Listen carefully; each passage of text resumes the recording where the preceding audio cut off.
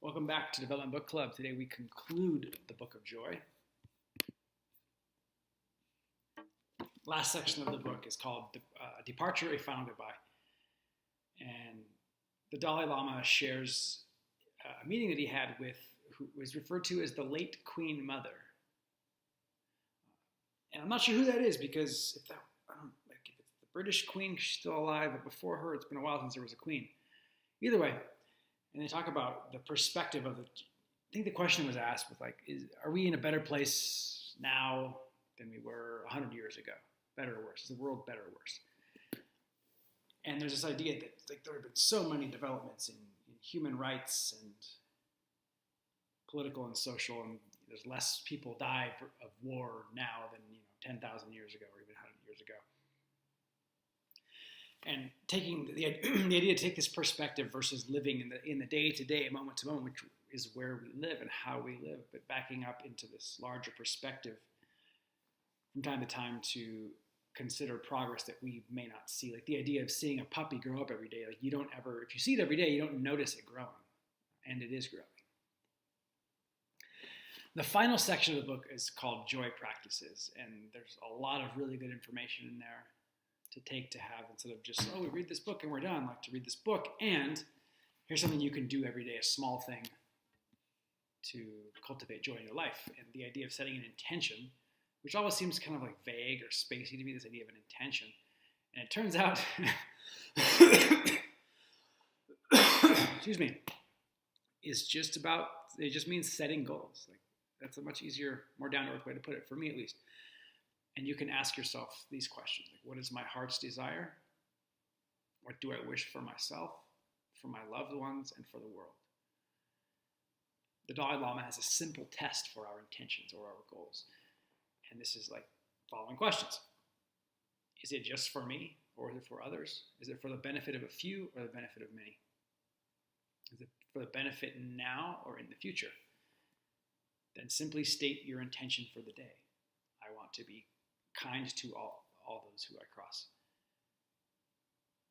Today, may I greet everybody with the love that is in my heart. Today, may I be less judgmental. Today, may I be patient and loving with my children.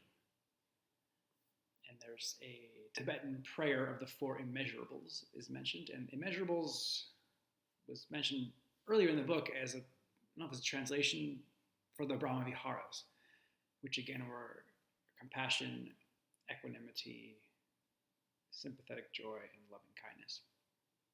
This prayer is the following. May all beings attain happiness. May all beings be free from suffering.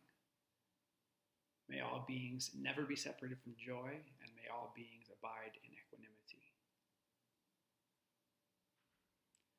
In this section on dealing with anger as a daily practice, we are asked to ask ourselves, what was my expectation with this situation?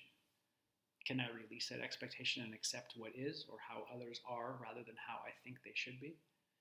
Can I also acknowledge my part in the conflict? Can I see my part in contributing to the situation I am angry about? Like, what did I bring to it? How did I contribute? How did I keep it going? If I'm angry about what has been said, can I see that these are just words that no longer exist?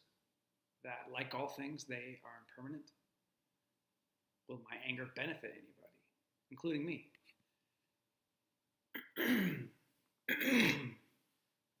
The idea of the Tonglen, which is a Tibetan word, Tonglen practice is mentioned throughout the book, and again, in the context here of suffering. So Jinpa, who's the Dalai Lama's very close friend and translator, he mentions being in an emergency room where a small child was unconscious due to drowning.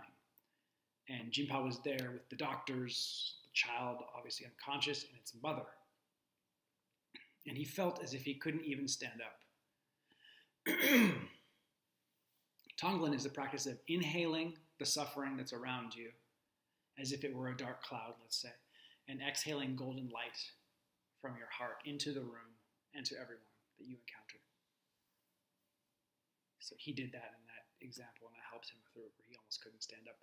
Abrams mentions that if the idea of taking on others' suffering, like breathing it in literally, is concerning or unsettling to you, you can imagine their suffering dissolving into, let's say, like a bright orb or light that's in front of you that is radiating out from your own compassionate heart and doesn't actually enter you. They also mentioned, hey, smile, laugh at your problems, see how that changes the context. And that's the end of the book. There's a lot of really good stuff at the end in terms of daily practices after the meetings have concluded. My biggest question is a lot of really good things that we haven't seen in the sense of being Tibetan, different focuses on, let's say, compassion and focusing on other people.